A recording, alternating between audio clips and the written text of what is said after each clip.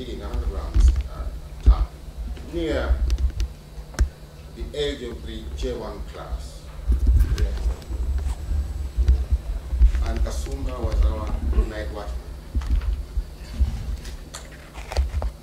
One day, he saw this dog near that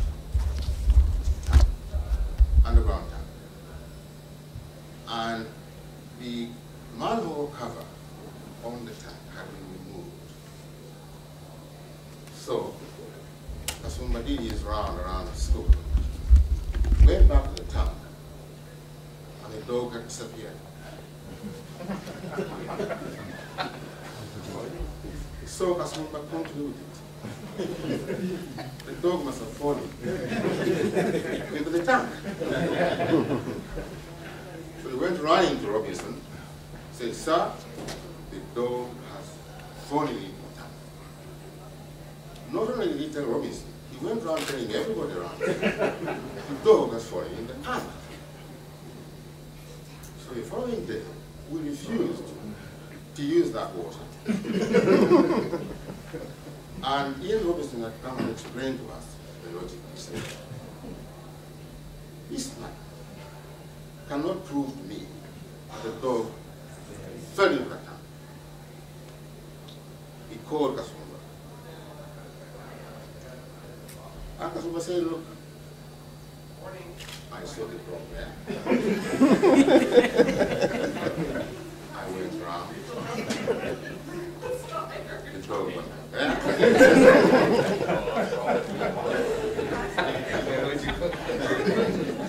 If it did not fall in the tank, where is it?"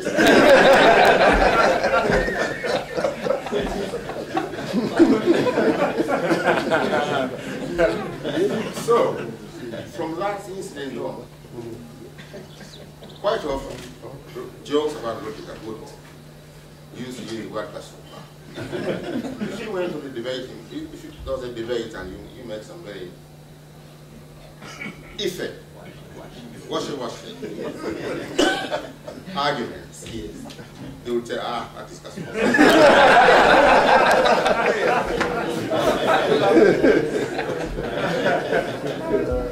It's amazing. I don't know what the answer was to some of you, because in our days, to go to Nancy and swim with tadpoles and frogs, and occasionally snakes.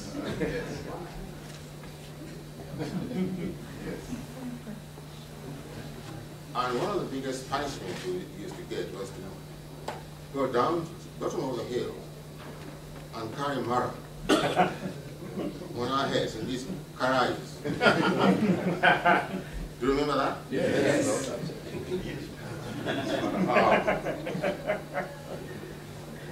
Then there was Congo. He used to sell groundnuts. This is short film. And as a result, all the groundnuts which we call Congo. Some Congo. Then there was in Sigarira. Who remembers in Sigarira? He used to sell these Kabalagara and Andari. That's right. But we were reputedly Omsezi. Yes. So quite often, you'll be scared of buying these. Just in case.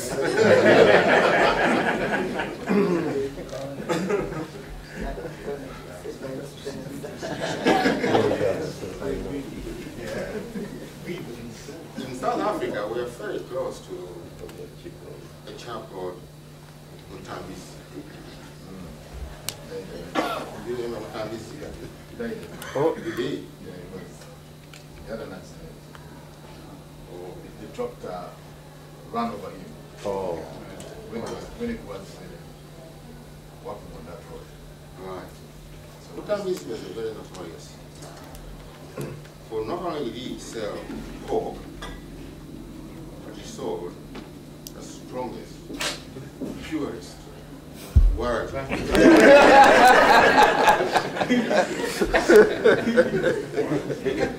Quite a few students were suspended. If you expelled. Yeah. Having taken that worry. I won't tell you what I did. But I think I escaped it narrowly when Mr. Crowley caught us, about 6 of us, crawling back to South Africa House from Mutami's. Then there was the library road. You know the old library? Yeah. That road, I can't begin to tell you how dangerous it was. If you were caught on the other side of that road, towards Sabaganzi, after 6 o'clock, that was punishable by suspension. Several of my colleagues were suspended for a whole term, sometimes 2 terms, for crossing the library road. It was very unfair because if a boy crossed that road, he had a much bigger punishment than if a girl crossed in the opposite direction. So some smart boys managed to persuade girls to cross the road, knowing that they will have a smaller punishment than if the other way around.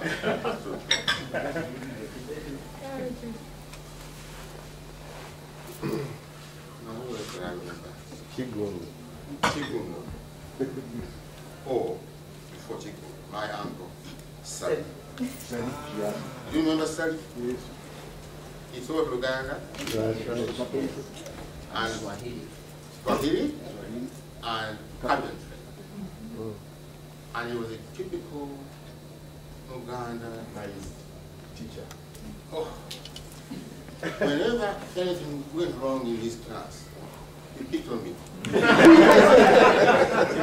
I was a relative.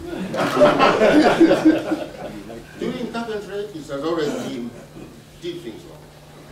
Always knew did this wrong and that wrong.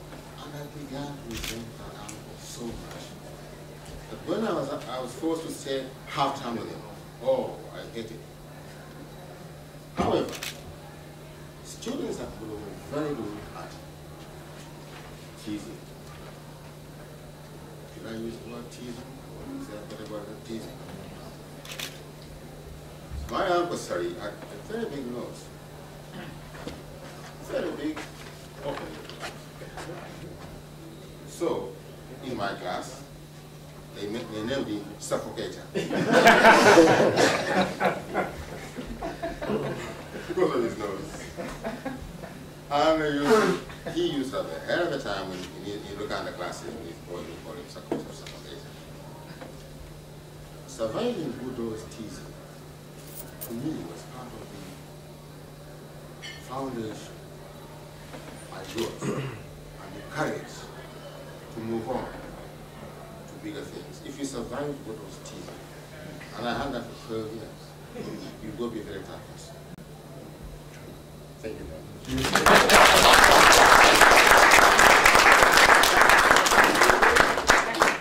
Before going further, there was a couple of coffee later. Something to get this.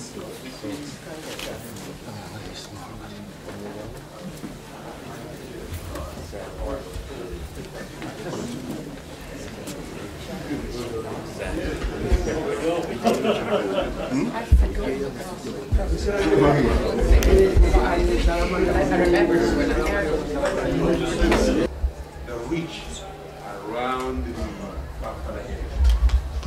That is something good for us to think about.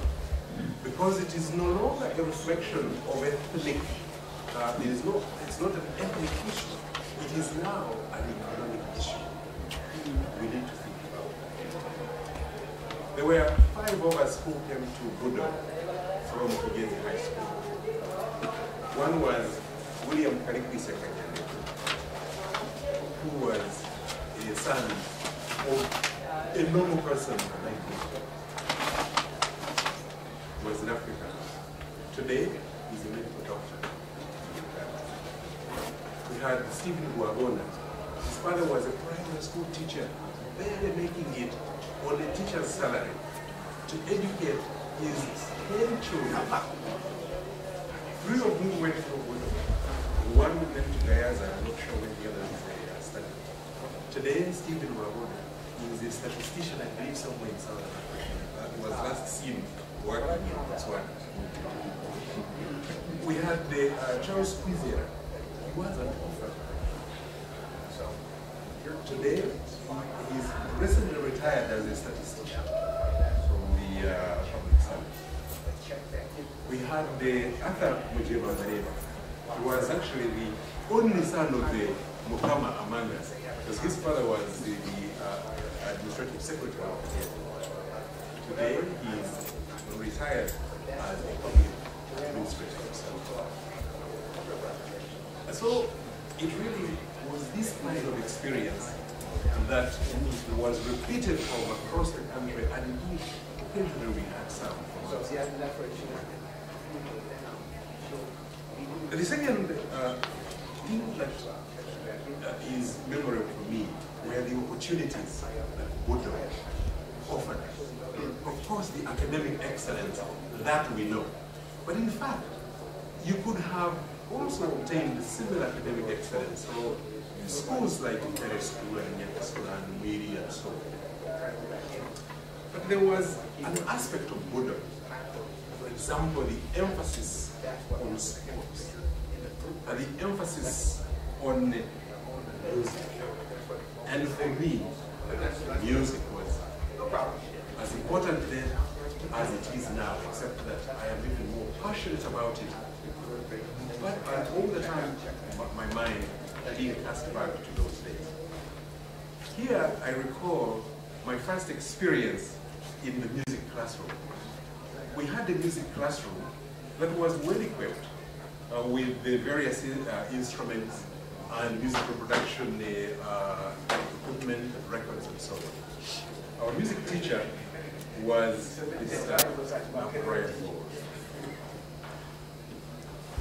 his introduction, his idea of introducing music to us, European classical music to us, was to put a record on the turntable and play. That's literally what he did. He started playing this record. And then at the end of it, he said, now, who heard the canons? I had no idea what canons were. I had no idea what this music was about. It all sounded strange, but he expected answers from us, and he asked about other instruments. There was the occasional student who knew what an oboe sounded like. We had no idea. But that did not discourage us. Rather, he had a way of encouraging us. But you know, at Budo you would be immersed, you know, into the deep end, and then they would find your level and begin to help you. Today, many years later, I discovered that that record actually was Tchaikovsky's 1812 overture. So I also played for my children. Who can hear me? The kids are impressed, they think that he knows the thing. Of course, you remember those school bands, the wealth of talent that was nurtured, whether they were the Jets and the Chants and the Rovers. And of course, we who, I tried my hand incidentally at playing the bass guitar, but I had great difficulty with my eye-hand coordination and abandoned the project. But of course, the great advantage of knowing to play was not so much being developing one's musical talent, but it would elevate you into the ranks of those who, during the social get-togethers, shall we say, were immediately, they had an advantage over the rest of us. So the Dennis Ramafas and the Samson Amwangas and the George Semivule, these were the jazzmen.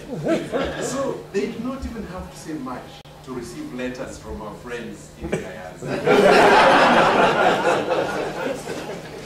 But this really truly nurtured the talent gave students opportunities outside of the classrooms where we were receiving information. Now they were also nurturing and developing themselves. We've heard about the debating clubs. We had a photo lab at King's College, where students learned how to, what we used to call, wash the negatives, wash the film, and turn it into photographs. We had opportunities to learn skills in organization, because those clubs enabled us to learn how to interact, the spirit of democracy as we were electing our leaders, listening and taking orders and direction from our leaders, things of that nature. Remember the upper school lectures, which of course offered us opportunity to learn about things beyond physics, chemistry, biology, and English literature, but learn about the world beyond the boundaries of things called the world beyond Uganda. The upper school lecture, of course, had some side benefits because we had a very close arrangement with Nabingo. And we who were in the O-levels and did not attend those upper school lectures benefited from them because we had to work hard in order to get to A-level and work with Nabingo guys. And I do not know whether those opportunities are still available.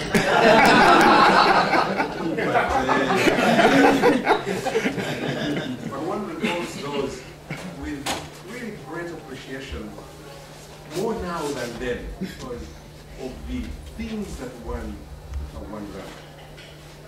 The discipline, we've heard about the aspects of punishment, but there were other aspects that I look back and value in my life, in raising my children, in sharing with others, and helping me at work.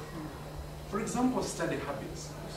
You know, the fact that we had set times for prep is something that I have appreciated even more as I have raised my own children in a society where homework is hated. Homework has to be done because it's a chore, and then life is enjoyed by the students, by the pupils. Remember the recess at lunch, we had to go into our dormitories for, I believe, 30 to 35 minutes for quiet time. You had to lie in your bed quietly. Now, you did not have to sleep, though you were encouraged to do that. In Ghana House, this was the time we would, of course, read our letters. And these letters would have been faithfully delivered by William, whom I am informed is still at King's College, Budo. William would have ridden his bicycle to the post office in Kato, wrote the letters, and brought us photographs of any students who had taken pictures and taken them for developing and printing. And now, during this recess time, we would be reading our letters. Yeah, exaggerate because I said we would be reading our letters. I should say, a few people would be reading their letters. It was very seldom. And of course, we knew, you know, in those days the girls had unique handwriting. So if you looked at your friend's letter, and the handwriting was more this cursive type, you knew that's his father. But if it was a nice print, you suspected it had arrived from Guyas. Was there some powder in the sorts of things. But those are wonderful memories. Really seriously, that rest period was good because now the Wasau will tell us that it is very important for us to enjoy, to adhere to sleep hygiene. The Wasau will tell us that it is actually, if you just take a nap for a short period, a few minutes during the day, your productivity goes up. Those days we thought this was some kind of torture, but there was purpose to it. Lights out. there was a time for you to go to sleep. Today, you go to the malls in Toronto, New York City, and you see the young people just sort of walking around. It doesn't matter what their time is. And so, the silence in the library, I am yet to get used to this habit of people talking, holding conversations in libraries in North America. Mr. Bowles threw me out of the library one day because he was our library teacher as well. When he found me whispering to a student, I was asking something, we were doing some homework, my lips were moving. Mr. Bowles said, that is illegal. So I had to be thrown out of the library for the day. I can't remember what it was. What about the teachers? They were all so different. You really were all so different. Of course, you had our headmaster, Ian Robinson. We knew him as Guy Robb. He was quite regal. When I was in S1, during the first 2 weeks, you were allowed to break the school rules, any school rule, or most of the school rules, for 2 weeks, I believe, of grace, during which you were supposed to have learned and mastered the rules. And one of the rules was that you could not walk on the grass, you could not cross those quadrangles. So I was walking from the library toward the main hall. And I was just, I thought the shortest distance between 2 points was a straight line. So I started crossing the quadrangle. Mr. Robinson was walking very close to where I was, with his stick. And on the other side was Margaret Ojire, who was prefect, I think, of Sabaganzi. Instead of Mr. Robinson saying, young man, you should not cross the quadrangle, he called over to Margaret Ojire and says, Margaret, tell the student that it's not allowed. So Margaret walked over to me and explained to me, and of course I knew my end. You know, so he did not, he kept that distance. Yet, it was a distance that was not unfriendly. It was a very, we respected him, but we did not fear him. That, to me, is the memory of a man who was the prototypical leader and the master. We had Dennis Chisolm. He had an easygoing smile, and he still does. He had this, he was relaxed. He taught physics and made it sound like it was actually enjoyable. And we even understood it enough to pass it, and it helped us, helped to propel some of us into our careers. And of course, he also loved music, and particularly the reproduction of sound. One day he invited us to his house, where he had these enormous speakers, which of course, when I look back, they were probably this. And I believe it was an Akai set. Yeah. I don't remember what the music was because I was just looking at these big reels of tape that were just going. Sadly, I think you sold it. Somebody bought it of you before you left, but it would have been a great collector. Miss Neil Bonnell, you were talking about it being illegal to cross the library road. Yes, it was illegal, and people got in trouble when they were caught. Unless it was Neil Bonnell who caught you. He had a way of not seeing you if you were crossing the library road. So one day, I was walking a sister across the library road, not for any purpose, but to ensure her it was dark, but not possibly let a girl cross that huge football pitch and expanse with the snakes and Mr. Boston used to keep these snakes next to it. So as we are walking, Mr. Bonnell, has his flashlight, called them torches. And he meets me and he says, Wengana, wrong way. He kept walking. Needless to say, I had to abandon the person who's security. But again, that was the type of teacher who, as President mentioned, did not really consider every rule to be so sacrosanct that people must have their careers destroyed because we are trying to be good to others. There are teachers we formed relationships, and some of whom, I'll just share with you 3 of them that I have endured. First of all, there was Mr. Wybert. That one hasn't endured because I do not know where he is. But Mr. Wybert met me a few weeks after I completed the LMO. And he met me in town. The chat. He said, what are you doing? And of course, as you can imagine, I was doing nothing. I mean, you're just in town. Those days you did nothing. So he said, I will buy you some tea, which was a great honor. Took me to what was then the Kampala International Hotel, and took me to the Grand Hill Bar. And he asked me what I wanted to drink. Of course, I asked for a Fanta. Much as I knew what I really ought to be asking. He says, no, have something stronger. Oh, no, sir, no, thank you. Oh, no, have something stronger. You're a man now, he said. Well, unfortunately, I asked for something stronger. And I tell you in all sincerity that to this day, I do not know how I got home. So generous he was. Years later, in Lesotho, we met Patrick and Cynthia Whittle. So Whittle had taught us physics. And Cynthia Whittle, I believe, taught home economics. That's right.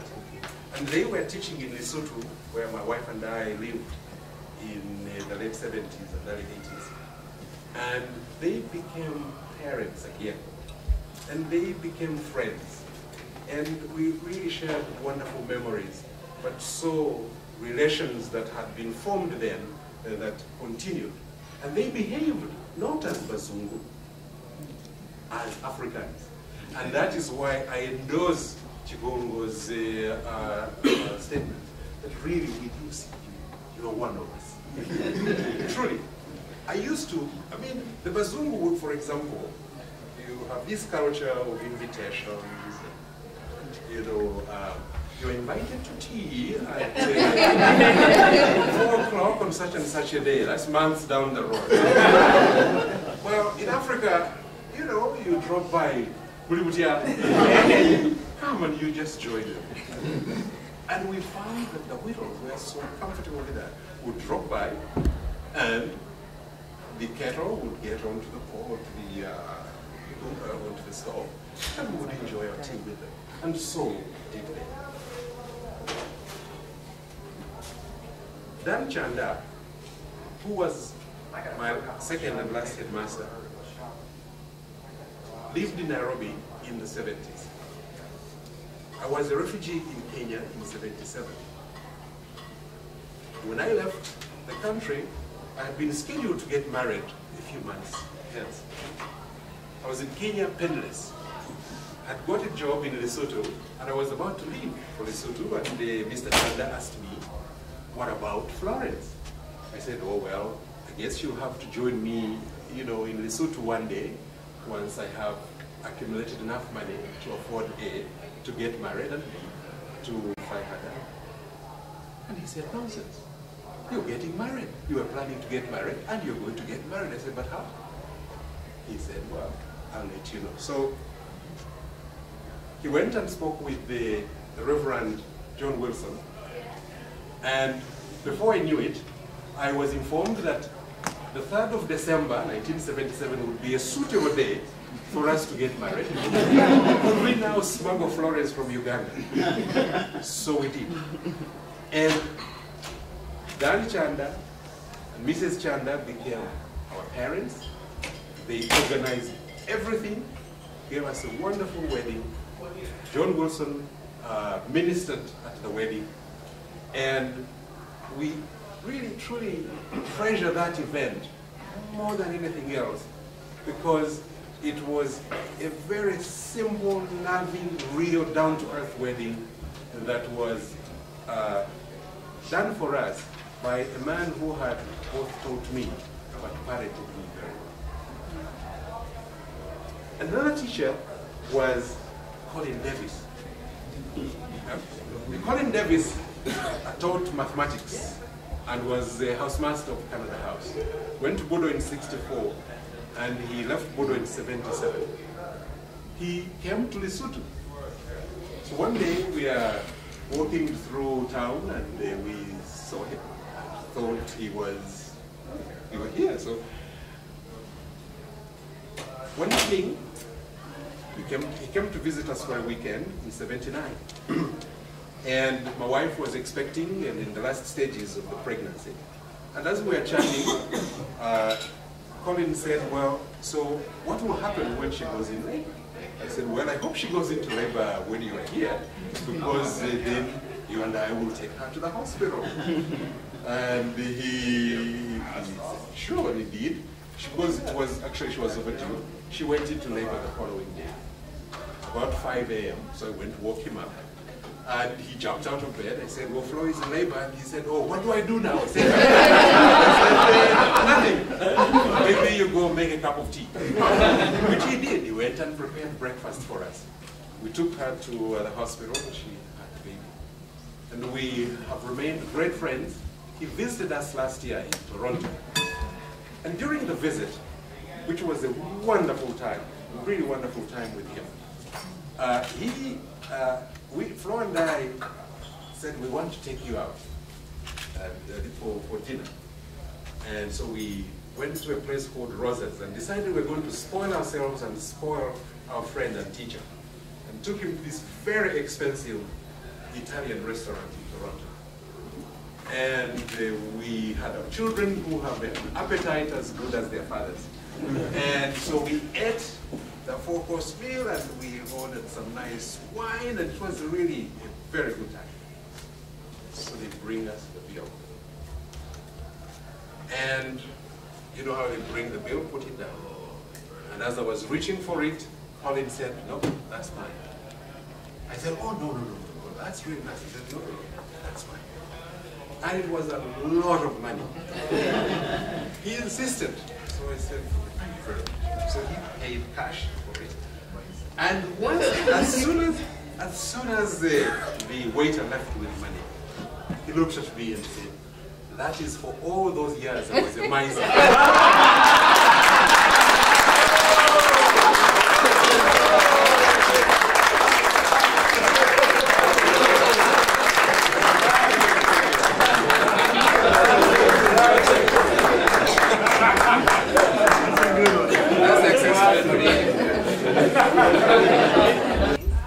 It's my classmate. Perez from California, and Kato. Kato Kajubi, Canada House, in the 70s. And my wife, Keren, right here.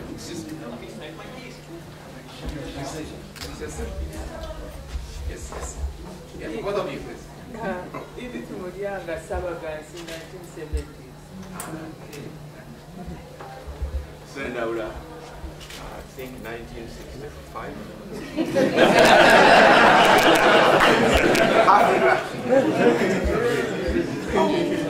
Fred, is Fred here? Yeah. Who's Fred? Yeah. Oh, Fred. Fred Yawe, Mutesa House, 70s. Okay, great. Look, actually, lunch is served at this point in time in the room next door. Maybe we'll continue our discussion in the next door lunch. So please, someone else? Is that Perez? I mean, Keren? Yeah, it's Keren Kabadaki. Okay. Okay, Keren comes from us in Indiana. Please, if you go to the next door room, we'll have our lunch there. Stayed for 9, and it was brought to an end through matters beyond our own control. we loved our time there, look back on it with very fond memories. It was our first home together.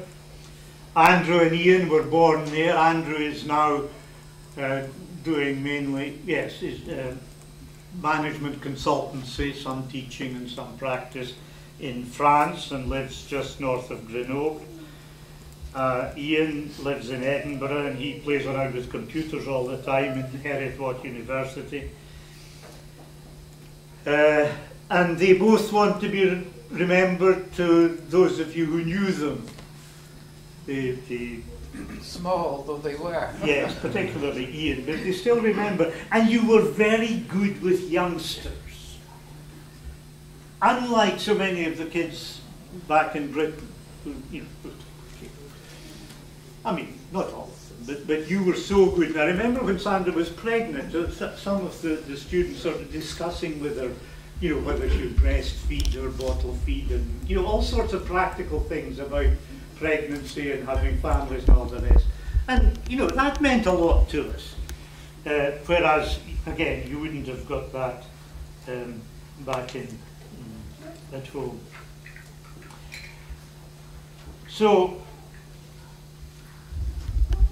it's a beautiful country, and dare I say, wonderful people. I dare? Yeah. In fact, when we returned home to Scotland, as I've said before, we suffered real culture shock. And had it not been for a certain gentleman who ruled your country, we would probably have been back within 6 months.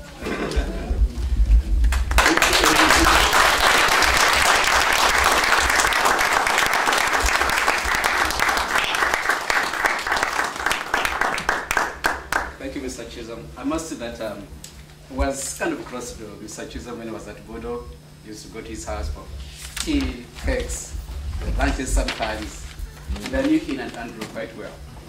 Then I was in England for sometime in the late 70s, and I think I then joined, visited Mr. Chisolm at his house in Scotland. And there was Ian and Andrew, about 16 and 17. And they challenged me to a game of Omweso. I made the stupid mistake of allowing them two of them to play against me. Believe me, I was thoroughly humiliated. So now, for I think all of us are talking about the earlier years, 50s, 60s. But about the few minutes, I was this young lady Diana, plus her years, which is really much better than some of us.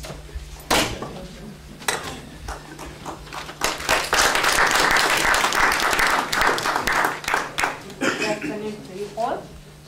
I'm going to talk about also the girls' side of Budo. We heard about the boys, now I'm going to talk about the girls. Yes. I think I should start with the girls, the ladies. You correct me when I go wrong. Budo, when I joined Budo, they would tell us there are no girls in Budo. And I said, how come? They said, oh, the Budo is a boys' school. So until I joined Budo, I found out why. When we are having games, there's girls and then there's boys. When we go to class, the boys would call us boys.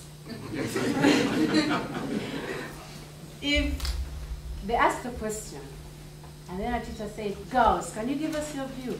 Then the boys would say, there are no girls in Budo. Some of you might not understand this, but to sit in a class of 48 boys and there are only 12 girls, and then you have to sit in front, the boys always had the back. And then when you stand up to answer, and then you feel intimidated and then sit. That is S1. S2, you fight back. When you say, you turn. Then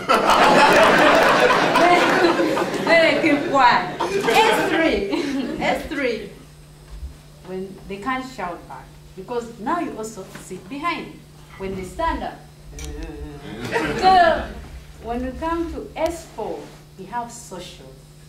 I don't know if your years had socials, but we had socials. Then they say, we're having social, so the girls in our area, we didn't have a party. They say, all S4s are having a social. So they say, okay, fine. Why are you getting girls when they're girls? I was like, you're only 12 girls. You're 48 boys. What will happen to the other 36 boys? They have to get partners. So they bring in the Namagunga and Gaza girls you've heard about. They already started from socials. They meet, so of course Budo girls will never go for socials. They'll ignore us. Then S5 will come back. S5, they are now, HSC is a bit okay. You're both in black. You have black skirts, black trousers, you know what is happening, except they are girls from Namagunga. Now, the ones they met during the social. So these girls come and see the reality of Budo boys. When they come for social, they are clean. Very clean, very smart, they cut their hair. In my S4, they started talking about social, the S4 social, which happened in June. In my S3, in November. Actually, before that, because when the S4s, when you're in S3 are having a social, the smart girls come, and then the S3s are anxious for S4, so they have their own social. Now they start bullying. They're no girls. We even had a debate a week towards the social in my class. I said, okay, girls are more of a liability than an asset. So they said, who are going to defend? And then I used to make a lot of noise. They used to call me Mateo. So, for various reasons. So they say, Sewankambo, he's saying, by the way, they never call you your first name, Diana. No. Because we are all boys, they call you Sewankambo, Musoke, blah, blah, blah. No, not Diana, no. So Sewankambo is saying something. I said, no. This one I said, no. I have nothing to contribute to that talk. I said, really? I said, yeah, I have nothing. So, social happened. They're excited, the Gaza girls went back, the letters started, you know. HSC, okay. Now, RS6 social was a bit different. They brought in girls who didn't amuse them. They're from Navisunsa. So, what happened? That first Saturday we had a party, we had the social, there was a rugby match. Now, most boys decided to go back to the dormitories and change to go and play rugby. And they left the main hall empty. So when we go and play, you boys, I was actually on the HSC government. I don't know if you had that in your area. I'll explain that in a minute. Then I reached the main hall. They say, how can we have a girl doing our social? And as soon as the girls were saying that, then the boys say, you better accept her because we are going out. I said, why? You girls are not fun. So when we had a party immediately after that, I was said, no, I appreciate Budo girls. We told them, there are no girls in Budo. They told us, you are girls, you are ladies. Now, another thing which is very familiar with Budo boys, they like showing the Mulyanga boys and Marcus, they have girls. So they know how to handle girls. When you're outside the school, they know how to handle girls. When you go for games and debates, they know how to handle girls. When you're in Budo, they don't know how to handle girls. This is, Namagunga and Giza girls, you have to know this. Budo boys know how to handle girls when they're outside Budo. When they're in Budo, they don't. I'm talking about this one. When you're in the dining hall, when we used to go to the dining hall, you either have the dish on the girl's side of the table, or you're not going to eat. Yes. Serious. Okay, and because we are very few girls, we didn't have our own tables, Sabaganzi and Grace. They used to make sense. So, personally, I was seated on an Australian table, and it's characteristics of Australians to be benders. I don't know. Yes. Since I stay near the dining hall, yeah, they used to have the breakfast before breakfast time. So when it came to the S6, we are leaving. The boys say, "Oh, we're going to miss you," blah blah. Then tell them, "You're going to meet other girls." Now, first time, some of the boys, they studied big. when we meet now, they say, you know, we never appreciated you girls then. But Budo girls are quite different. Because they taught us to compete with men from when we were 13 years. When we go out, they meet the soft guys and girls, soft Nawagunga girls. They don't expect any response from them if they tell them, okay, this is the thing. They say, okay, fine. But when they meet Budo girls and they tell them, this is the thing, they say, why do you say that's the thing? So they're just different. They don't argue with girls, you know? But it was quite interesting. I appreciated being in Budo because it prepared me for the world. Ugandan women, okay, in Uganda, women are still, we can't voice our views that much. The only few women who have voiced their views are also Budonians. Those are the Byanimas and Betty Kamias in parliament, most vocal women in parliament are Budonians.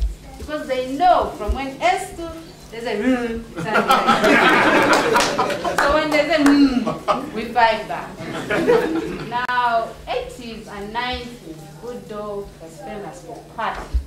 I don't know if it was the same during that time, but ever since I joined Budo Junior in S6, every Saturday and Sunday we knew there had to be a party at Kingston Budo. In that, even when in the field now, most Budonians who are doing that area are known for parties.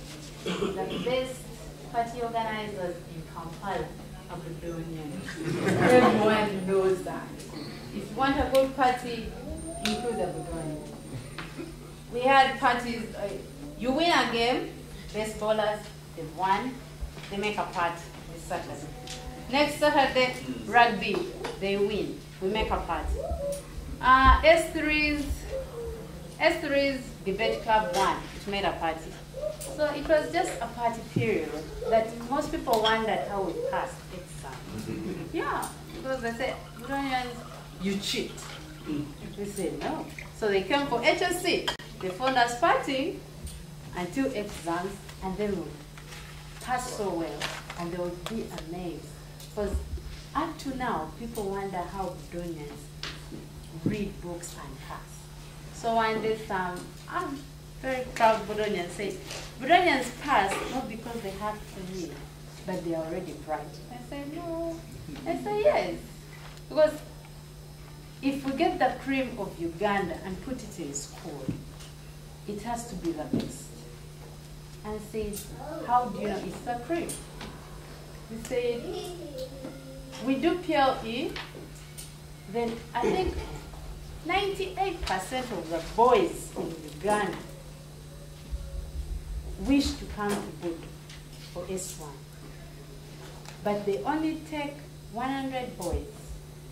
Unfortunately, you can say 0.01% of the girls in Uganda put to Budo. So when you get the cream of Budo, you expect to produce the best. This I'm talking as the administrator of the Budo alumni. I read about the best performers in all fields, and the Budonians. From the referees, among the best presidents in Uganda, the best prime ministers, they're all Budonians. And those who never got the chance to go to Budo, but have the chance to have a Budo parent, they're also among the best, I hope. Because Budo groomed us to be leaders. In 80s, it is a student-oriented school. Because a prefect could cane you, but a teacher couldn't cane you. Yes. A prefect could decide you to leave the school, while a teacher could say yes, and the prefect says no. That's what used to happen in 90s.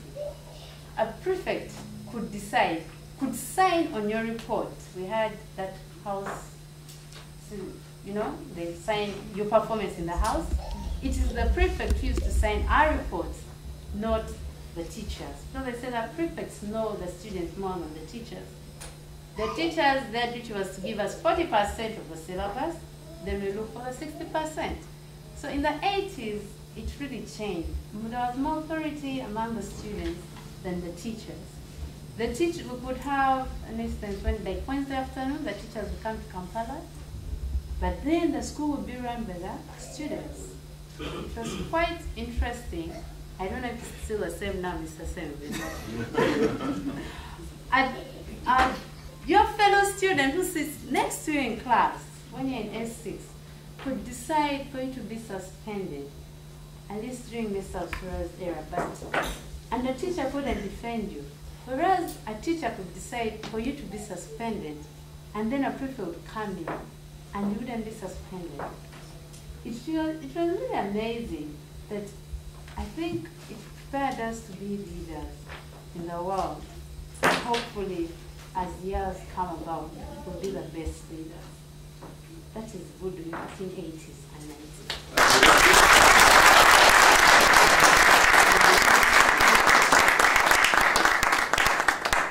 Thank you very much, Diana. For those who don't know Diana, actually, we have an Budonian club in Kampala, right? And Diana is the administrator of that club.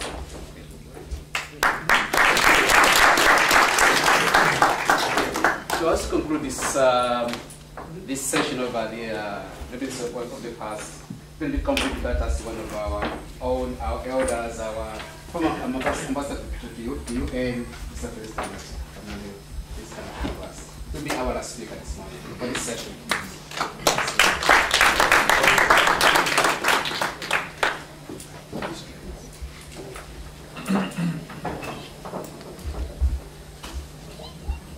Thank you very much. And I thank my brother Michael for inviting me, because I'm one of the oldest Budonians. But you guys have forgotten me for a reason. This was No, he was right. I have been home. I live now in Uganda. I took a sabbatical. I'm a professor, as you know. After being an ambassador at UN and Germany, became a private citizen and went back to the university. I teach at State University of New York. I'm a political scientist. And all that actually came from Budo. So I also have a very, most of it has been said, which is very good when you are the last speaker. And they have been so good that I don't even have to dot I's or cross T's, only to add on for information. So when I was asked for my little experience, first of all, I have to tell you, as you can see, I'm an old guy. I am a jubilantee. That is 1956, 50 years at Budo. That when it was 50 years. So it was my year when we were getting out.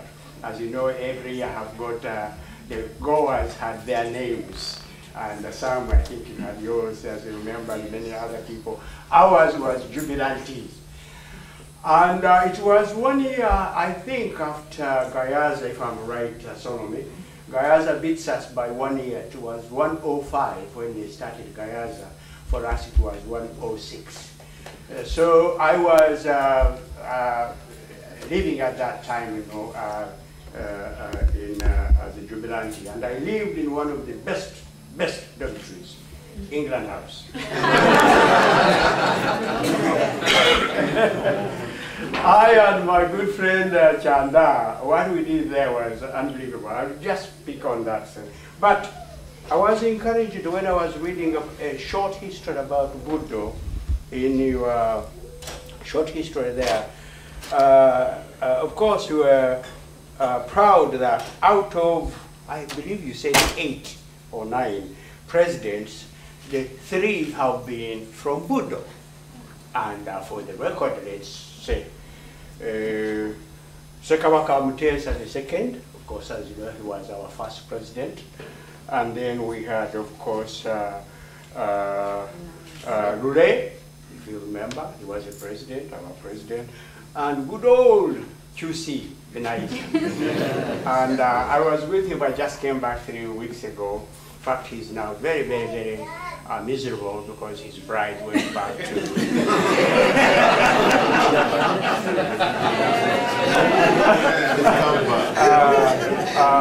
it's a long story, I don't want to go through that. That's another personal thing. So you will probably be told about that, and hopefully we'll work very hard and get the bride back so that Juicy can again be very, very happy as we wish him indeed. But what is interesting, by the way, as a political scientist, you are right, there were 9 presidents. Other people will tell you 8 because they kind of forget about good old Paulo Mulyanga. Paulo was a real president. He was the chairman of military commission. But really he was very, very, very, in every sense, a president of a country. So I always count him in my research as being 9. So I was pleased to see that 33% of our president from Perez Kamunwanire is now, of course, Budonian. Did you know also that 50% of all PMs, prime ministers, have been Budonians? Let me remind you of those. We had Waligo, do you remember him? Yeah. During which year? The Okello's time, you remember? Yes. Yes. And then, of course, Kintu Musoke and now Apollo Sivambi. So we have, and there is the 4th one. Please remember me. Yeah. Kintu Musoke? Chiseka. Chiseka. Oh, the Netherlands. Indeed. Definitely. Definitely. And of course, we pride ourselves of saying, we are the school. So if somebody said, where did you go? I say, the school. Only say the school. It will be known whether you are from Mwiri, Naumali, Nyakasura, whatever you know. The school is King's College Budo. So it is always that so nice, of course. And whoever goes to, as you have heard the people who spoke before me, it's a family, a huge, huge family, which we will, as Dr. Kigongo was telling us, really strengthen in future, doing what we should do as all Budonians. I wanted to add on a little bit to what my brother Sam, and when I came from Barara High School as a young kid, he was finishing Budo at that time. And he was a very good guy, because at one time he caught me smoking when he was a prefect. And he did not take me to court. Because in those days, if you were caught smoking, mark you, this is a missionary school, they would expel you unless, or drinking, unless you are a clergyman's daughter or son. They would maybe suspend you. But if you were not, you will. And Cobb, by the way, which I'll add on later, brought democracy at Budo that you have never even said. Even those who said they caught you drinking or smoking, during Herbert's days, you'll be automatically, in fact, my cousin was almost finishing going to Makerere, he was caught, no, not caught, he was smelling. We call it Kakongla Ziga. When you drank it, you were so hot. Kakongla Ziga. But Cobb said, no, you have actually to go to the headmaster's office with the accuser, regardless who it was, and you either lose or beat the case on the evidence, which was wonderful. That was the beginning of teaching us democracy and your rights as a person. So that indeed I enjoyed. So we had many clubs, and Dr. Kajubi had already told me, but I told him at lunch, I said, how can you forget Nightingale? The singers, because I was one of them. It was wonderful, wonderful. And of course, as you know, in my years at Budo, we won twice what was called Namirembe Cathedral Music Festival. You remember it? Some of you, perhaps. All schools in Uganda, all would meet at Namirembe, regardless of what they were, Catholic or whatever, for beating each other in school. And Mwiri and Gayaza used to give us quite a beating. But we struggled with them, and those were our rivals, by the way. So we had these clubs which were very, very, very good indeed, and which most of you know. And of course we had a drama club, we had plays that Kajubi told you about. I was one of the people who took English literature, as you know. And by the way, the things that I was taught at Budo, my undergraduate here at Columbia University was a piece of cake because of the stuff I learned at Budo. It was unbelievable. When you come here and you do your BA, as you know, you have to do all sorts of things. You have to do literature, you have to do. So when it came to literature, to read about Macaulay, about all these, about Omar Khayyam, I was already known. Some of those, like Omar Khayyam's poetry, I learned them at Budo, not because it was given in a class. Every Saturday, we used to have a book called a detention book. You remember it? So I never went to Kampala. Kampala was for Saturday, put on your best and go to Kampala and come back in the evening. But for me and the people like Perez Kamunwanire, Chanda, and whatever, we never saw Kampala.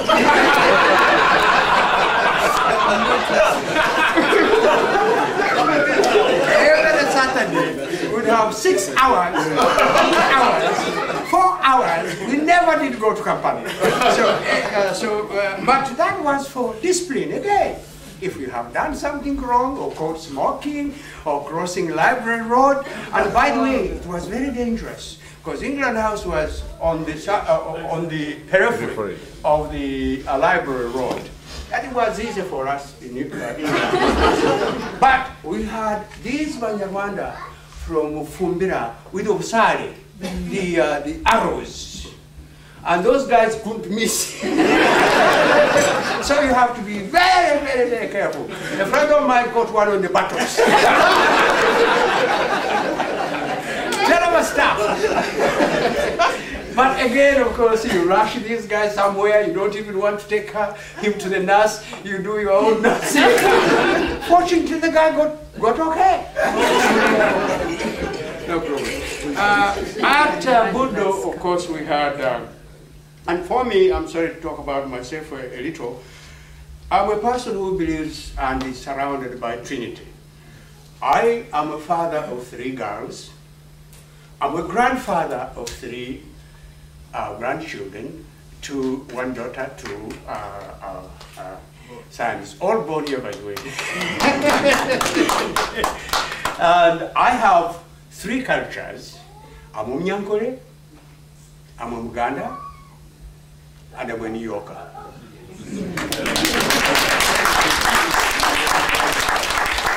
So Trinity is always, and I could have gone to other 3 if you were one of those of insane who believe in the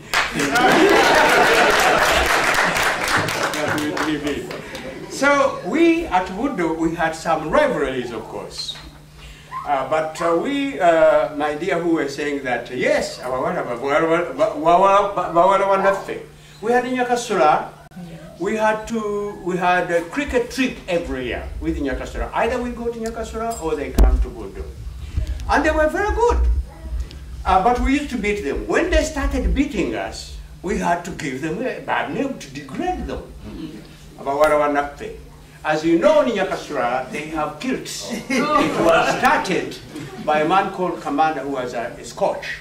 He came with his kilts, and he started in Nyakasura, and they had kilts. What was very funny, most of those boys at Nyakasura was boys' school. They were not very rich like we were at Budo. Most of us at Budo were well-to-do people. I agree with Sam that we went there with our brains, of course, but some of us, you know. But these guys were not as rich as we were. So they had no shoes. But what was funny was that they had a kilt and stockings. Red stockings from here to there and no shoes. They were, you know, black Scotchmen or whatever you want to call it. So we used to laugh at them whenever we come and said, but Sabaganzi and they used to like those guys. Which even got us angry. Another rivalry was Mwiri Busoga College. Mwiri, Nyakasoro, of course, a good school, as you know. They have a uniform, they have a formal religion, they have a motto. Mwiri, the same. Mwiri used to beat us, and I was the captain of the game. They used to beat us, and we used to beat them. But in most cases, we used to beat them, except in singing. They used to beat us at Namirembe Cathedral. All men's choir. They were excellent. I mean, excellent. Basoga are very good singers, as you know.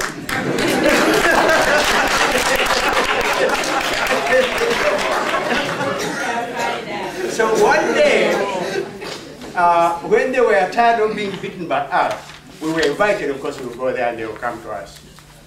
So they said, how can we beat Budo this time? So when we went, we found that, Mwiri, by the way, some of you have never gone there, you have to visit. It's one of the most beautiful campuses you have ever seen in Uganda. Sitting on a hill, overlooking the lake, under these Maduvani farms of sugar cane. So they went and cut as much sugar cane as possible and peeled them very nicely. They know we from Budo, we don't have sugar canes. So they gave us sugar canes. And we have come to run, to jump, play football. So we ate all the sugar cane we can. That's before lunch. Then they have a maido. You know, they had fried a lot of granules and put as much salt as they can. So when we came, and at Budo on Saturday you have your copper, you remember copper? Oh yeah, you go to Kangave, you get your 10 cents. And Budo was unbelievable. That was teaching us banking. You come with your pocket money, you don't keep it, you put it in a bank at the bazaars. And then on Saturday you go and get a copper. Copper actually meant about maybe 1 or 2 those big cents with a hole in them. And then you buy whatever was there to be bought. So we didn't have enough maido there. So we said, funya maido. And we ate so much maido. And that's before lunch. So we ate lunch. They went and gave us one of the best lunches. So we were over full. And I was one of the stars. I jumped high jump. I was hop, step and jump, which they call now triple jump. I was pole vaulter. I was also run a mile, but I was not the best in a mile because Pesweri used to beat me. Well. Yes, and those were very, very, very good. So, but I was the captain. So we came, first of all, the athletics. They beat us like crazy. We couldn't jump.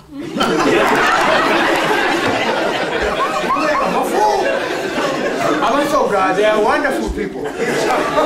They overpaid us. So a guy like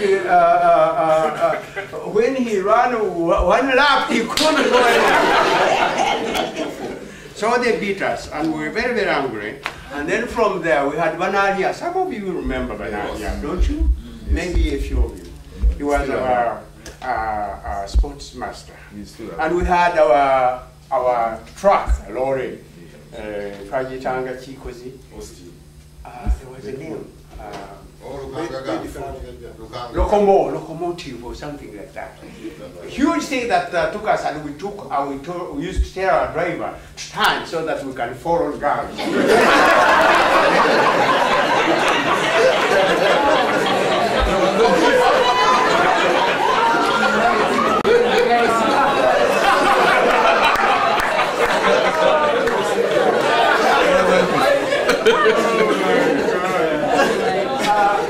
So, anyway, we were very angry, so we stopped on the way near Natete there.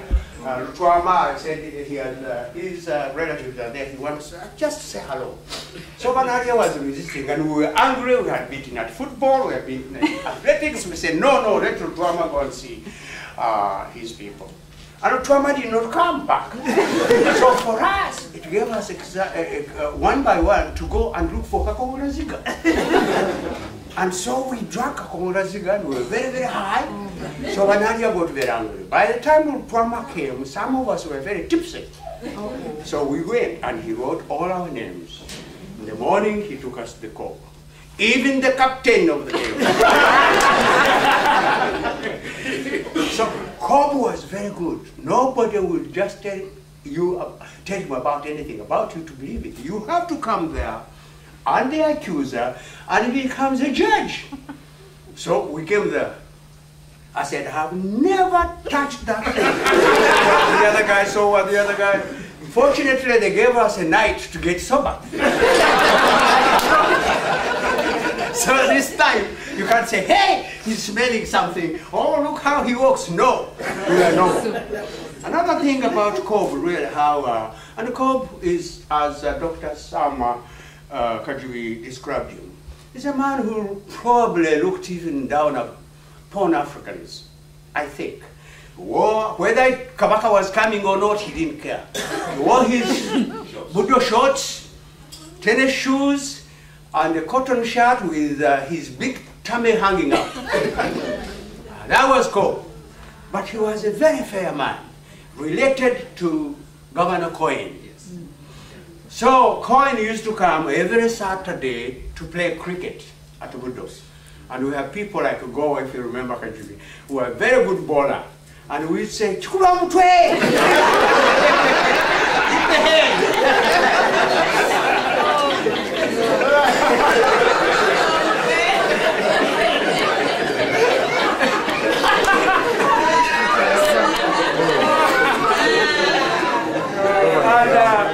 And of course, another, and then I'll go to probably a few last ones and then I shut up, was, again, as I told you, Chanda, myself, Mtwa, and others, we never saw Kampala because every Saturday we were being detained. So, one day my detention was to go to Mr. Drown. Mrs. Drown had a beautiful rose garden. And they said my punishment that day, about 4 hours, was to weed the flowers. And I said, look, sir and madam, I'm Umhima from Ankole. We don't dig. Look at me.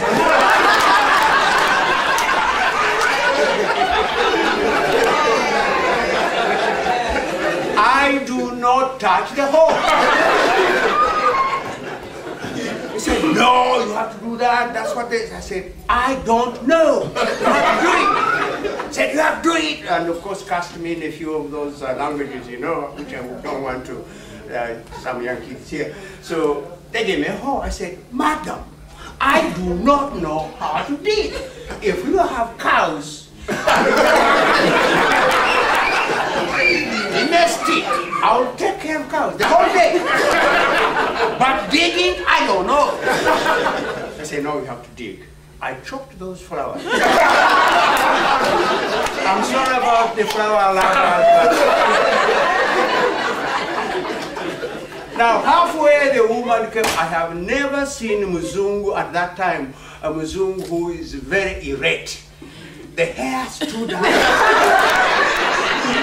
The cheeks got red. I said, oh my God. And I had my hole. Mr. Brown was a bigger fellow, but I had my hole. I said, you come back. So naturally, I was taken back to court. I said, here, this guy must go. So I told the whole story. It's a long story of Bahima, Bayu, and Bakama, of how we came. And our God decided that these people shall be the Kato people, these people shall be the agriculture, these people should be the kings. And we have, as Wanyamwe, gotten on those 3 tracks. And you cannot cross that.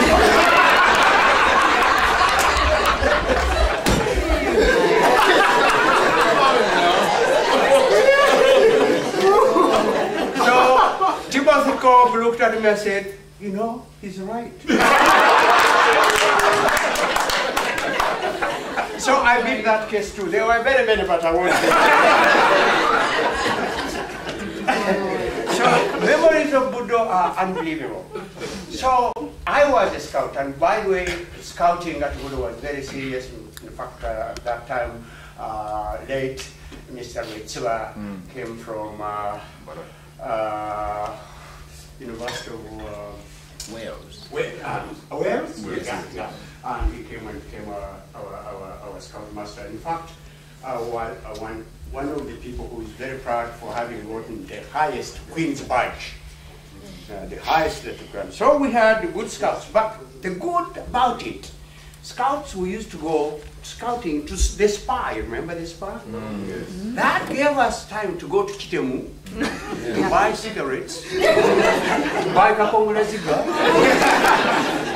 oh my God. So yeah, we used to go at night to Kwadi Nyimbe. It's one of the most exciting things. Especially when you are doing stealthily. And in the morning coming back. So Budo was unbelievable. Unbelievable story that, but the important thing is that family that you know. If you are a Budonian, you know, and you meet another Budonian, it's like a brother or sister or anybody. Anywhere you have met. One of the things that I'm still around here, I was saved by Budonian. I'm a politician, and I blame it to Budo because they are the guys who taught me. When I was, I think, in what was called secondary 4 in those days, Sentesa Kajubi came from Chicago, came and started teaching us. He brought the hottest politics of the time at that time. Chironde Elsa came from Cambridge. He was spitting fire. Rechiva came, the same. Kakembo, some of you who still remember those guys, came. So Budo became the hottest political debating society.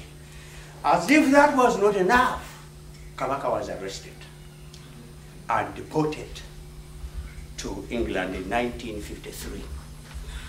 And Cobb, as usual, came the way we have described him, without emotions, and said, Kabaka has been taken away.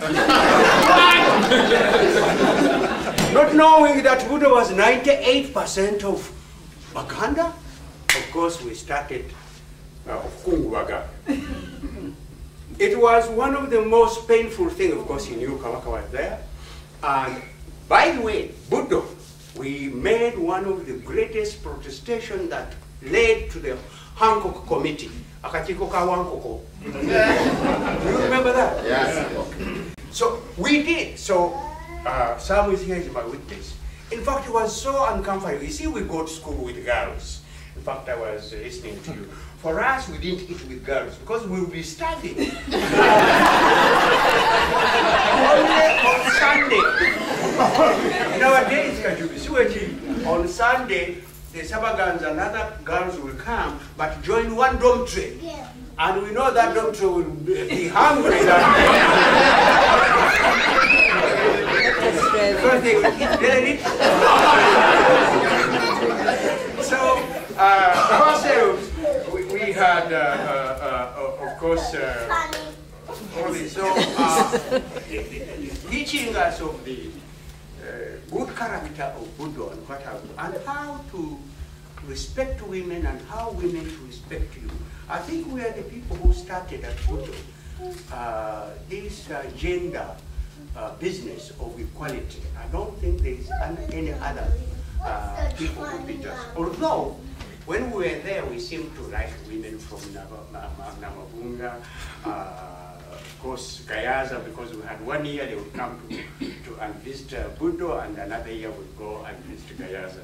But it was a great experience. So I learned all these politics of protestation at Budo. So during that time of Kabaka, people would say, for instance, I think it was Louis Chisolm who became the leader of that movement. He would say, today, for 1 week, we are not going to comb our hair. So can you see these women from Sabaganzi with their afros 1 week before not combing it? So after that, they will be saying 3 days, no shoes.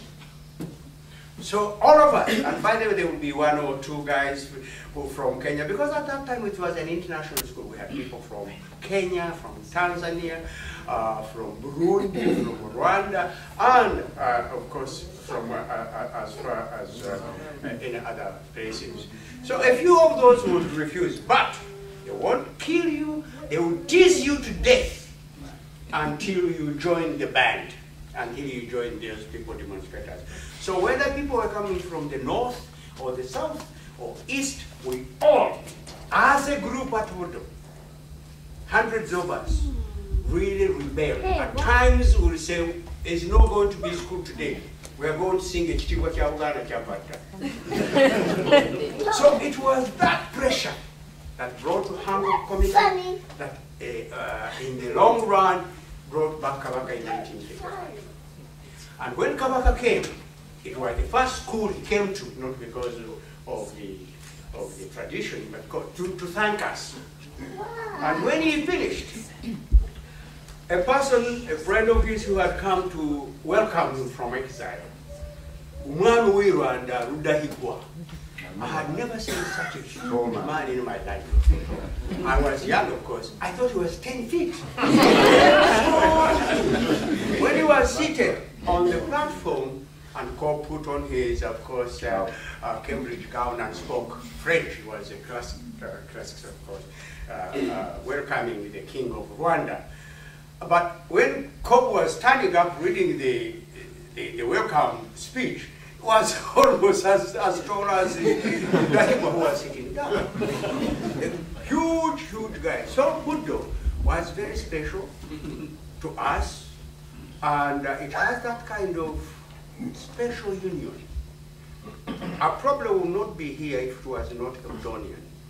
During 1980, there was an election which was heavily rigged, as you remember.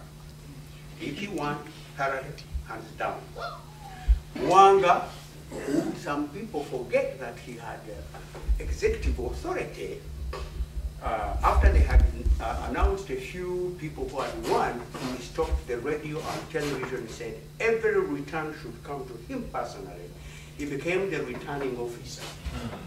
And he to announce who had won. They simply crossed the name of whoever won if he was not UPC and wrote the name of whoever they wanted.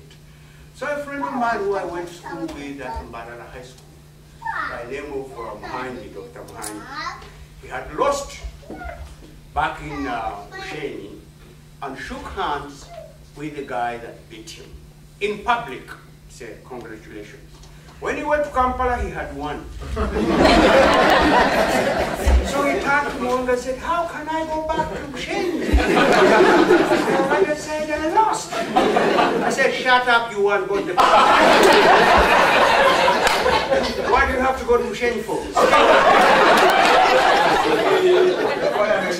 So, the guy started, he was a very jovial fellow, if you remember Muhammad. Having a nice drink, a gynecologist. So we used to go to the bus and said, I was allocated a seat. Unfortunately, he disappeared. We have never seen him because of saying that. It was awful. So during that time, since I was in politics and I was the campaign manager of the president of Seven, then president at the time, I was being hunted. They came to get me back in Uganda. And the Budonian phoned me, looking for me everywhere. He phoned me at night. He said, get the hell out of here. They're going to arrest people, you are number one. And you know if they arrest you, you know what is going to happen. Get out. Took me out to Kampala. Fortunately, I used to be a UPC before UPC left me. So I called Mulyanga up and said, what's going on? I said, Jangu Matize, come, I'll convince you. Tomorrow in my office. If you have never gone to these offices of these prime ministers and whatever, you are very lucky. Because there is a line from here to New York City for people who have come for sugar, It's unbelievable. The president should be, not be the minister of supplies. It's unbelievable. In the long run, I went to Mulyanga and said, oh, my wolves were going to devour you. I said, yes. He said, I'm going to put them on the chain. You stay, there's nothing wrong. So someone called and said, get the hell out of here. So they sneaked me out to the Kenya border. And when I got, unfortunately for me, most of the people at the border were Tanzanian soldiers. They did not know who is who. So when they started quizzing me, this Munabudu said, he's a minister, a new minister in the government. Said, Jinadake, what is his name? He said, Ranga Ranga. Of course I don't look like a Ranga Ranga. But who cares at that time?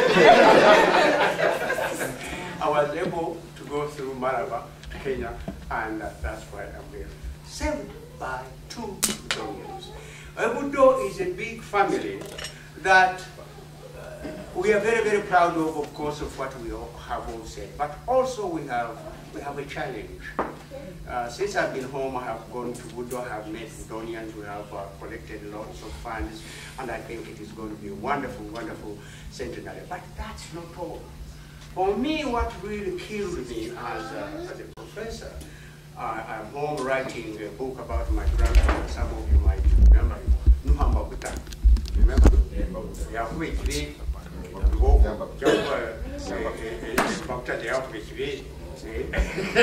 he killed a fox.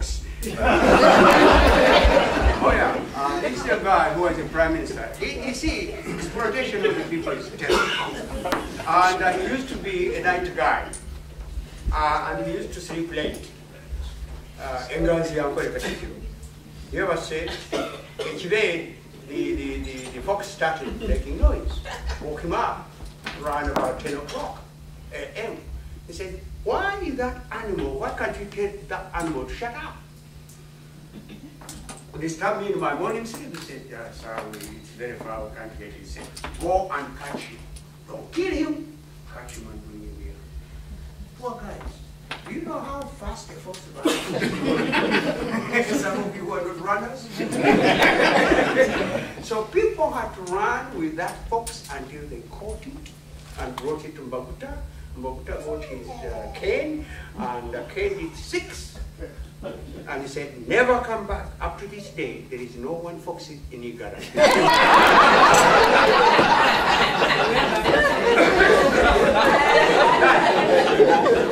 That also could be the population pressure, but that.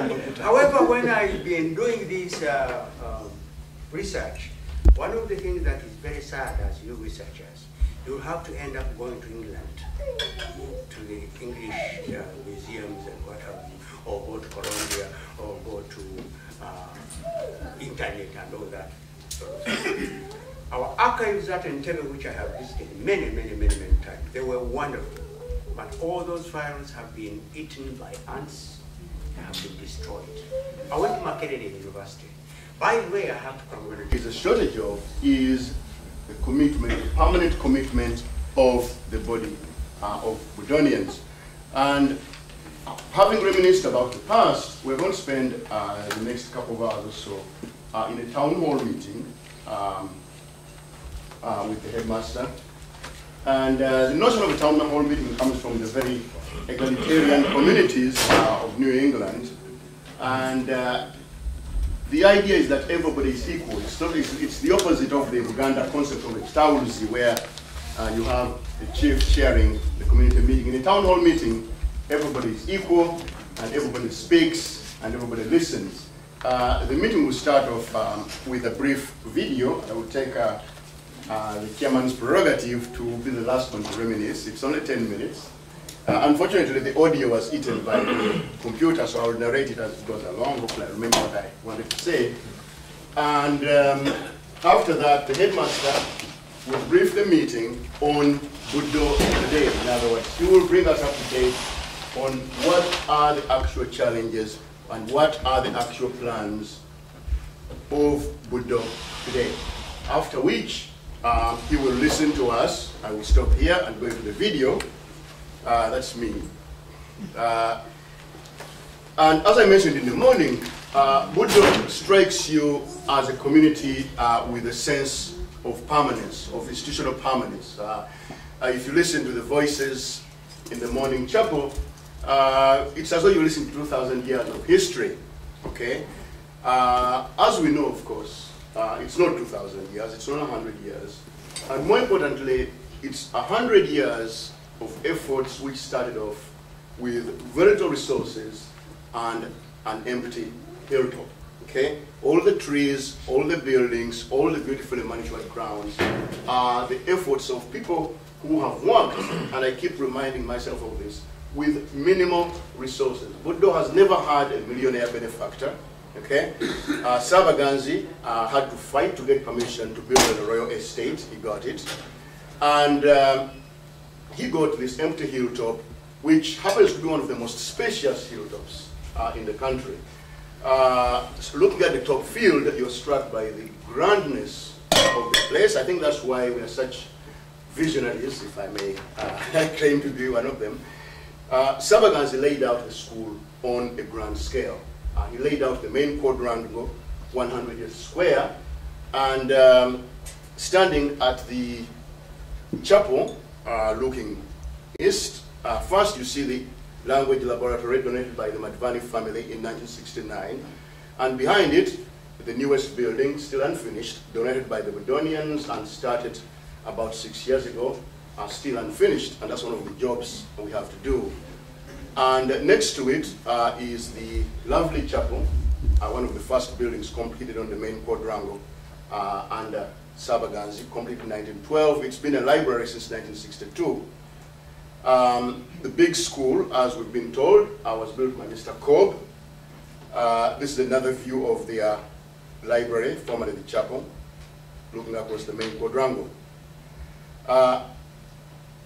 The next building to it, the North Lab, was the first science lab in Uganda, purpose-built as a science lab, and was actually designed by Keren Kabadaki, who was actually an architect, but has always attracted men of many talents. The mess, which is 100 years old this year, built by the boys, has been extended, I believe, 3 or 4 times. The big school looks much more modern than many of the other buildings. It's one of the buildings put up in the 1950s when, for the first time, the school got substantial financial assistance from the government. One of the reasons we found out is that the headmaster was the cousin of the governor, and we don't care where help comes from, we'll be able to take it. So the new Africa House, then called South Africa, and the big school, which is the main hall and the main classroom block, were put up in the 1950s. The biggest room at the end, with huge windows, was built as a purpose-built geography room, big enough for showing huge maps. My dormitory, Professor Kajubi's dormitory, Dr. Katende's dormitory, I mean everybody's dormitory who matters here. In South Africa. Okay. And this is a view of the Science Lecture Theatre, again the first one built in a school in Uganda, designed by Keren Kabadaki. Many happy memories in there. Downhill from the main quadrangle is the terraced quadrangle known as the Mutesa quadrangle. The buildings are much older. They're beautiful red brick buildings from the first part of the century. And these buildings, they stir very mixed emotions in me because they're very beautiful, but they're desperately outdated. Even 40 years ago, the dormitories on the Mutesa quadrangle, Mutesa, Ghana, and Canada were very overcrowded. They were really antiquated. And even 40 years ago, they were overdue for replacement. Canada House was partially replaced, and as you can see, it sits on the Library Road.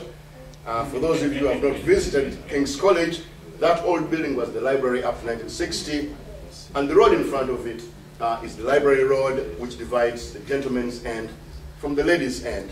And the rule not to cross it, as you've been told, was scrupulously observed. I observed it anyway. The headmaster's residence is one of the very oldest buildings. It's actually a national monument. It may not be modified, it may not be demolished. And that's Mr. Semivule's residence right now. It has the most beautiful gardens you can imagine. And the headmaster used to give occasional receptions to very selected gatherings. Most of the members of staff in our day lived in much more modern bungalows put up in the 50s and 60s. And as Mr. Chisolm has confessed, they were amazed because they expected to be living in huts in a clearing in the steaming jungle, and they found themselves in bungalows much more luxurious than anything they could imagine living in England or Scotland. And quite a few of them confessed to their amazement at finding these beautiful houses. The houses in the distance are some of the newer staff houses built in the 1980s and 1990s. But just like the classroom buildings, most of the buildings at King's College were built in the first 50 years. These older staff houses were actually built before the Second World War, and most of them do not, even to this day, have indoor plumbing. I believe so, Mr. Semivule. Yes. This is, we still call it Mr. Davis's house 40 years after he left it. Very old, pre-war, very comfortable though, but really, really antiquated. Now, if you cross the Library Road and cross the sports fields, you get to the girls' end. The dormitories for the girls were distant, just like the Budo girls. They were distant. This is Sabaganzi, and that's Grace House, built in the post-war period. When we were at Budo, there were about 50 girls on the whole hill, so you can imagine they were precious and few and distant. Again, looking at the Library Road and the road in front of it, the barrier.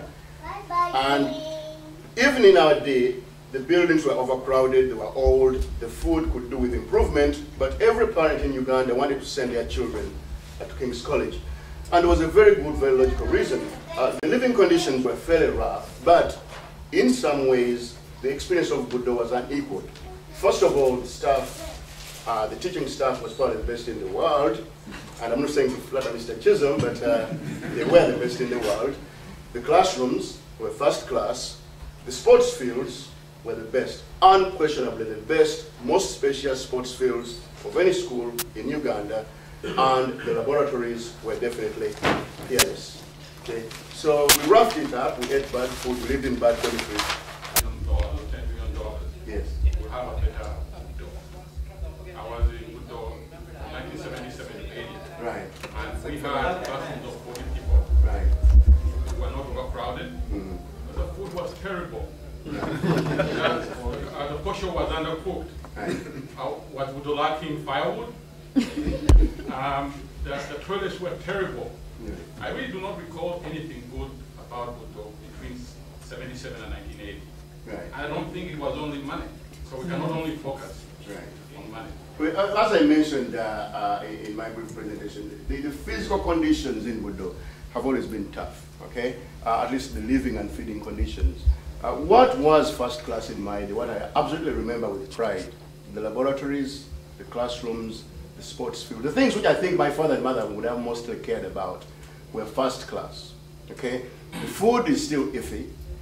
The dormitories, which were a hardship, are now catastrophic, okay? And the first-class laboratories are no more. So in other words, as Dr. Mulera said, we trust the leadership out on the hill to do the right thing, okay?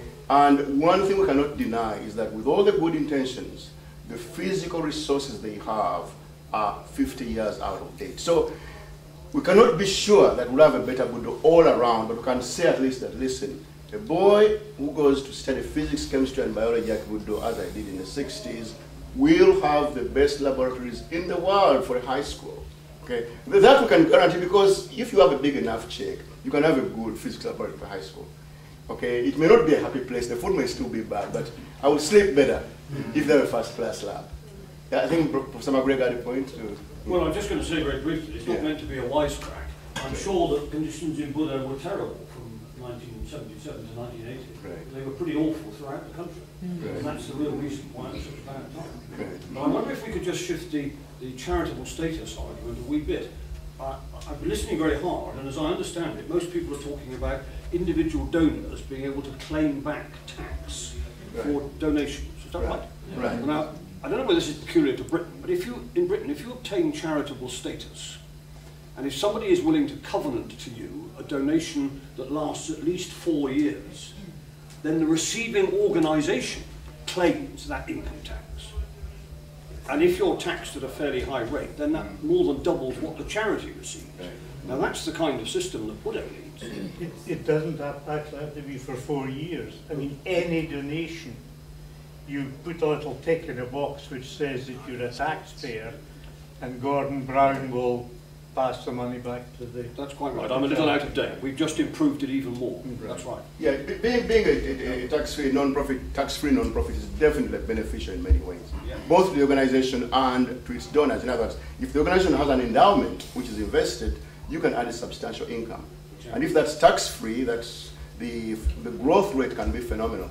You know, that's why the Harvard endowment is so big. They haven't paid a cent in tax since King Charles II. You know, so yeah. Yes. Did I see a lady raising her hand? Yes, Ms. Kaji. This is just an observation in general. Over the years, I've observed that, like you say, Budo has been turning out these world-class graduates. Uganda as a whole, I don't know how many universities they have now, turning out all these world-class graduates. And yet when it comes to after they graduate, Uganda cannot absorb, or it doesn't have the capacity to absorb all these.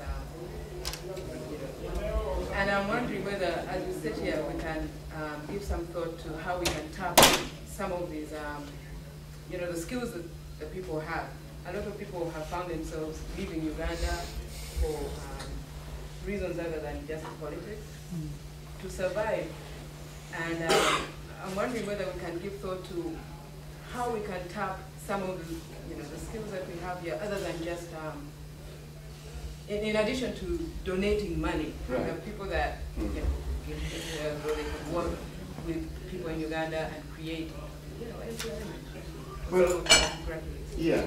Well, just a thought. It's a good thought, but in us, I would say that we share the vision of Agri and Sabaganzi, that a first-class education is of itself an engine of national progress. You're right, Uganda has been very poor at absorbing first-class high school graduates over the last 30 years. But I think really as a matter of faith, we have to say that, listen, the most capable boys and girls, teenage boys and girls in Uganda have to be given the best education possible within Uganda. Because really, if you don't do that, you can't start on anything else.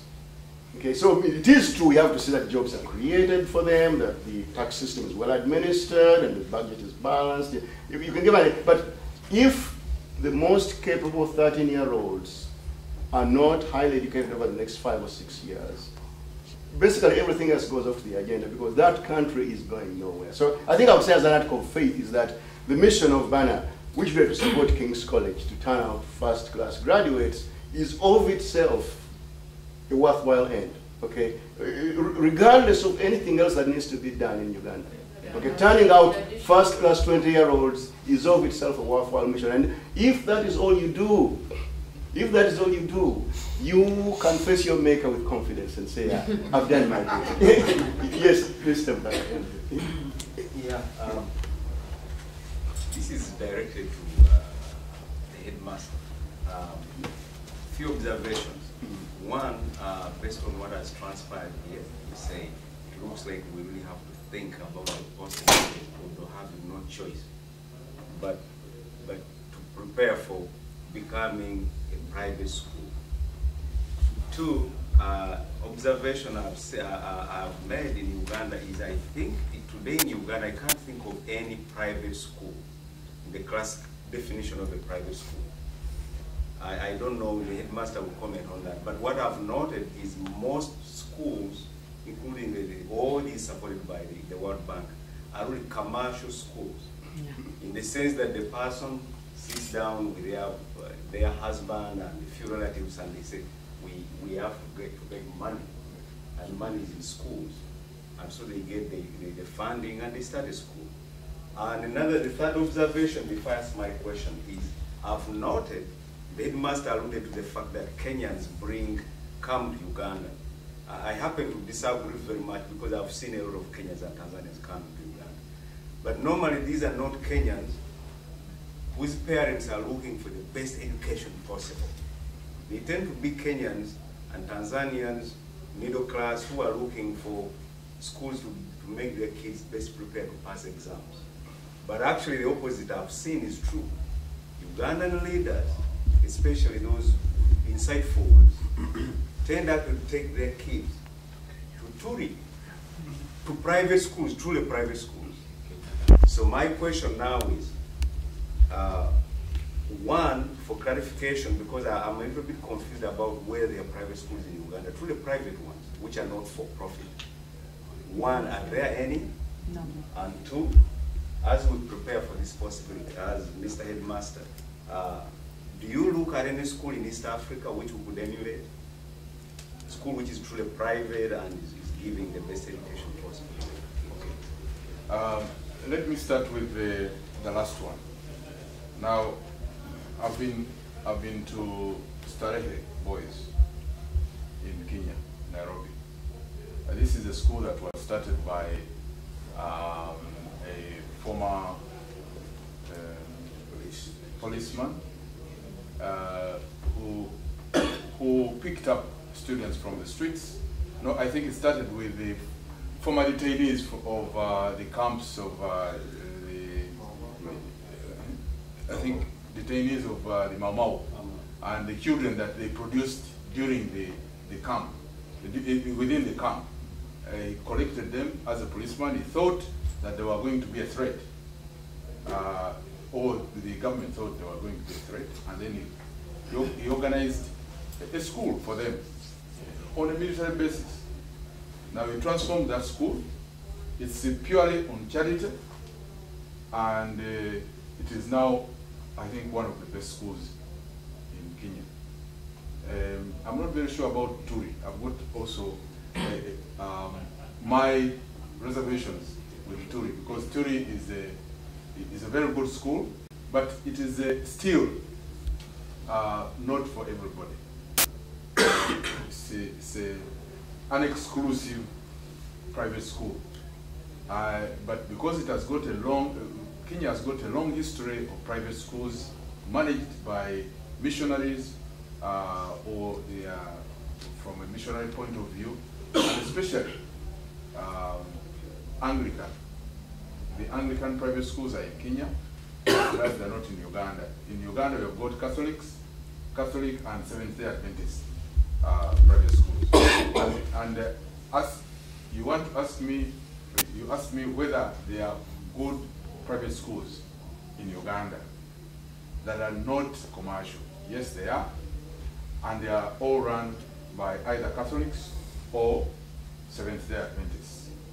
One of them, I think the best in the country, is Namugongo Matters Secondary School, which is in the league of Budo now. And we really have to sometimes struggle hard to beat them. And the moment I stay, for example, if I stay in USA for 1.5 months, I really start wondering whether I will make it because of such people. So there are such schools, yes. But as I said, because we didn't, for us, I was going to say that for us, I'm sorry to be a bit denominational. The Anglican Church, you know, I think abdicated their responsibilities in 1963 when their schools were taken over by government. Whereas the other, the Catholic held on. The Catholics held on for some time, and they sort of gave in their schools for a purpose. And for that matter, they have tried to, they have somehow maintained some kind of hold over their schools, and at the same time, they never gave out all the schools. Because some are private, some are, for example, Nagalama and the others are private, while Kisubi is government. So they are balanced. For us, we went all, you know, I think we were in government. I think that's the problem. And we lost out. Now the government is actually phasing itself out of secondary school, and they're catching. They're catching. Oh, I was going to use the wrong word. They're catching us unaware, and that is terrible, and that's why we are panicking. Every year, whenever they do something, for example, now I'll give you an example, because they slapped a ban over the recruitment. Still, Budo needs younger blood in the teaching profession. We need people that can groom. So the parents are taking on about 15 teachers who are not paid by government, because we need to refresh ourselves. And that's a cost which is going to grow over time.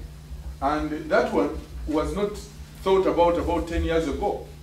As it's a cost which is expensive. If only we had known, or we knew, or we prepared, as you're saying, prepared for actually a government getting out of, we may still be called a government-aided school, maybe, but still, we have the cost, we have to bear the cost. Secondly, Mr. Yawe was talking about how do we guarantee about the quality of leadership. I think his problem is leadership. He dodged it because he fears the headmaster.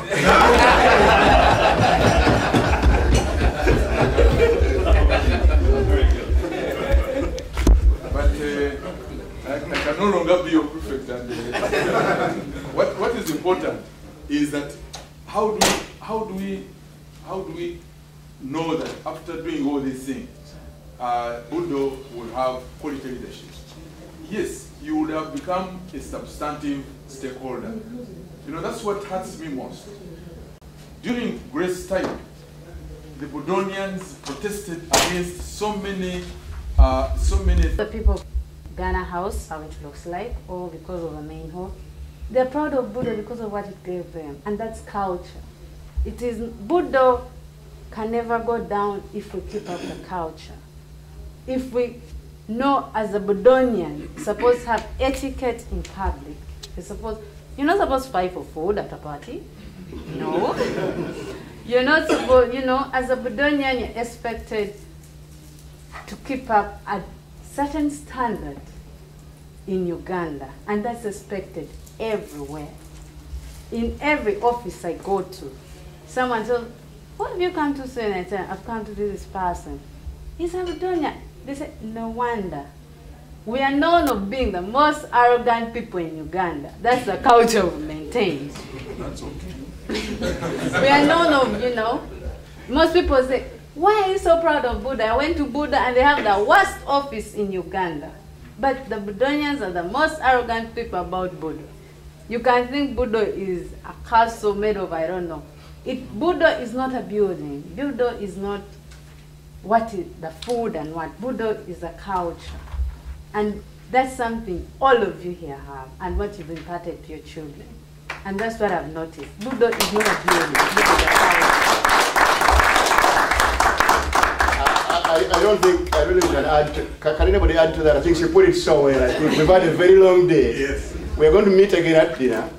And at dinner, I hope everybody will come with their checkbook, because this is when we're going to consummate the $80,000. If you wish, everybody is pointing to Ben Mukasa. Ben Mukasa, class of 1990. 1999, and second generation Budonian. We have 1 minute. A lot of what I was going to say, you know,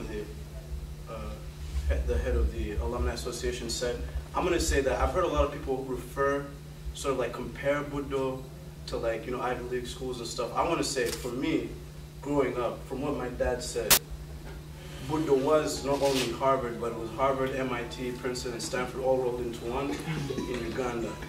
And now, like, I mean, we were talking about this till 4 in the morning yesterday. I was telling them so many things. He was like, that's nonsense. When I was there, it was so much better. Like, for the stuff which, you know, we're talking about, like bullying or initiation and stuff. He was like, that stuff, the stuff you went through, it could never happen. For me, I was like, it's not even a big, like, this is the culture, like, again, and this is the arrogance we have. And I told my dad, like, you know, for us, you know, when you know, I talk to, and, you know, we're talking about, like, guys, you know, the relationship. When I talk to, like, guys and girls, we joke. I'm like, You want a guy that's, that's serious.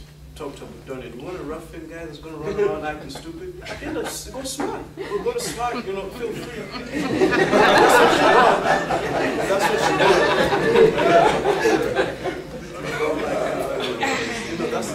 I'm saying, I'm just saying that I think that for the headmaster and the way that we, the programs we do, and even the goals, I'm saying if we have a goal of saying we want 30 kids in a class, I'm saying let's aim for that because I think we are the Harvard. And I'm saying that the education, and there's no problem being exclusive also, that was something I noted. Not exclusive for money, but like the best schools in the United States, I think in the world, are all exclusive. They're hard to get into academically and stuff like that. I think there's no problem in saying we're going to be exclusive. We should have affirmative action where we can get kids in that can't afford to come, but there's no problem in saying we're going to just, we're just going to have only brilliant minds. Only the most brilliant of minds that go to Budo. But I think all the great schools, Oxford, Harvard, MIT, that's what makes them great. But those are the same schools where the professors are like, oh, we need to make America's education system better. But they're not going to have an average kid come to Harvard, though. They're never going to have something like that. So, yeah. Thanks very much. I think it is so inspiring to hear our youngest Budonians articulate so clearly the spirit which was created long before they were born. Obviously, Budo is going to live on, and I think we're going to break and relax and maybe have a Heineken in the lobby and chew these things over. Yes. Can I just remind everybody, please, that dinner is going to be at 8:30. Please be on your seats at 8:30. Where? In the borough. In the Derby West borough. Yeah, as you go out. Everybody has it on their program. On the stairs. Derby West borough. The borough. escalator is going to be on your left. As you come up the escalator, on your left, and the borough is going to be on your left as well. Derby West borough. Right. Now,